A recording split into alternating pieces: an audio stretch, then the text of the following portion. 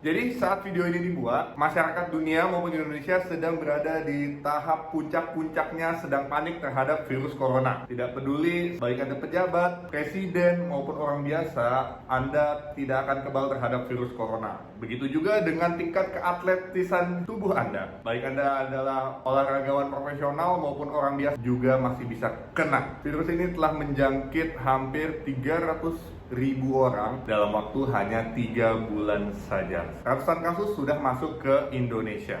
27 negara telah memberlakukan border control, yang mana artinya tidak boleh ada orang masuk ataupun orang keluar dari negara tersebut. Italia, Spanyol, Prancis, Jerman bahkan telah menerapkan complete lockdown, yang mana semua penduduknya diwajibkan untuk diam di rumah, tidak boleh keluar rumah sama sekali dan tidak boleh melakukan kegiatan apapun, hanya boleh mengurung dirinya di dalam rumah. Di ASEAN sendiri, tetangga kita Malaysia telah menerapkan total lockdown selama 2 minggu. Di Filipina, di kota Luzon, pemerintah telah menutup aktivitas warganya selama 1 bulan full. Bayangkan ya, 1 bulan tidak boleh ada kegiatan apapun. Kalau misalnya ada orang yang berani keluar rumah atau bepergian, dapat dikenakan pidana, baik denda maupun kurungan.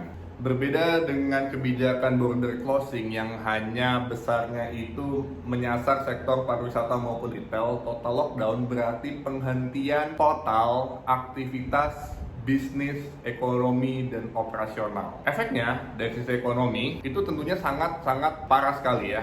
Nah, berbeda dengan border closing, total lockdown itu menghantam semua lini bisnis dan ekonomi, semua unit usaha, semua industri. Bayangin aja, selama 2 minggu atau 1 bulan roda kegiatan ekonomi berhenti total. Maka banyak karyawan yang dibuat unpaid leave, yang mana mereka cuti dan tidak dibayar.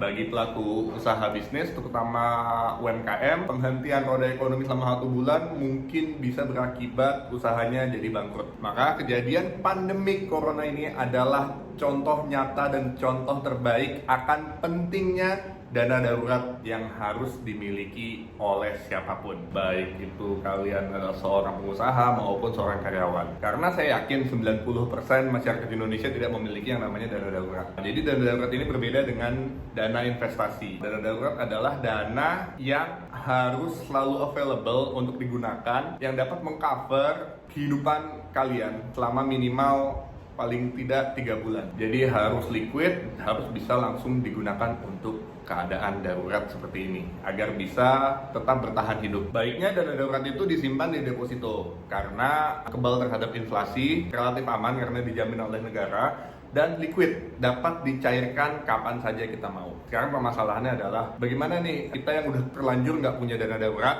dan terjebak di situasi pandemik corona total lockdown seperti ini gitu ya. Maka satu-satunya solusi menurut saya yang bisa kalian lakukan adalah dengan meminta bantuan ke kartu kredit. Bisnis kartu kredit adalah sebuah bisnis yang sangat besar bagi industri perbankan. Makanya banyak bank berlomba-lomba untuk memenangi kompetisi yang sangat sengit ini. Rata-rata mereka berusaha menarik orang-orang untuk membuka kartu kredit di bank mereka dengan cara memberikan promo, yaitu menggratiskan iuran tahunan seumur hidup. Dengan begitu, tidak ada salahnya bagi kita pemakai konsumen untuk memiliki kartu kredit dari berbagai macam bank sebanyak-banyaknya, karena mungkin suatu saat nanti di saat darurat, hal tersebutlah yang dapat menyelamatkan kalian di masa-masa darurat. Tentunya bergantung dana darurat dengan menggunakan kartu kredit itu bukanlah situasi yang ideal ataupun kita sarankan. Namun apabila suatu saat nanti kalian berada di posisi yang mana kalau misalnya nggak ngutang, kalian mati. Jadi mau nggak mau harus untuk bertahan hidup harus menggunakan kartu kredit. Kalian bisa menggunakan teknik yang namanya gestun, gesek tunai. Gesek tunai adalah kalian bisa mencairkan uang senilai limit kartu kredit kalian dengan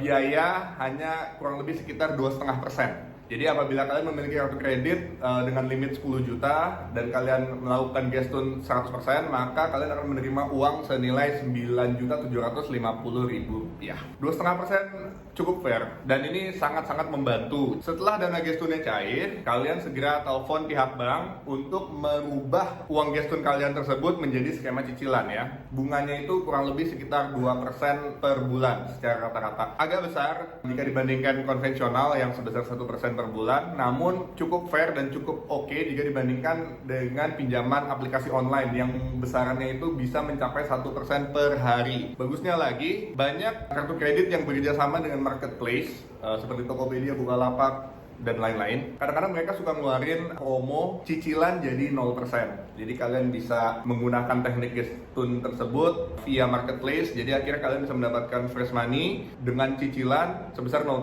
Apabila kalian lucky enough bisa memanfaatkan promo cicilan 0% ini, maka kalian jauh lebih beruntung. Lagi-lagi, hanya cairkan atau gunakan yang kalian butuhkan saja, hanya untuk bertahan hidup di masa sulit ini. Mungkin 3 kali living cost kalian per bulannya. Biasanya manusia normal dalam 3 bulan mereka akan figure out bagaimana caranya kita keluar dari situasi darurat ini. Itulah tantangan terberat kalian menggunakan kartu kredit, apalagi jika kalian memiliki kartu kredit dalam jumlah banyak dengan limit yang sangat besar. Tantangan terbesarnya adalah bagaimana kalian bisa menahan diri kalian untuk tidak menggunakan atau meminjam uang lebih besar daripada yang kalian butuhkan. Karena pada hakikatnya setiap produknya kartu kredit tersebut, baik gestun maupun cicilan biasa, pada hakikatnya itu adalah hutang yang harus kalian bayar. Oke, silahkan komen apabila kalian tahu ada alternatif dana darurat lain yang dapat kita manfaatkan pada saat tertentu, saat-saat darurat di mana kita sangat-sangat membutuhkannya. Yuk di komen supaya kita bisa bareng. Video ini juga di like, di subscribe, di share supaya YouTube algoritma bisa mencapai lebih banyak orang untuk dapat melihat video ini. Oke, see you on the next video.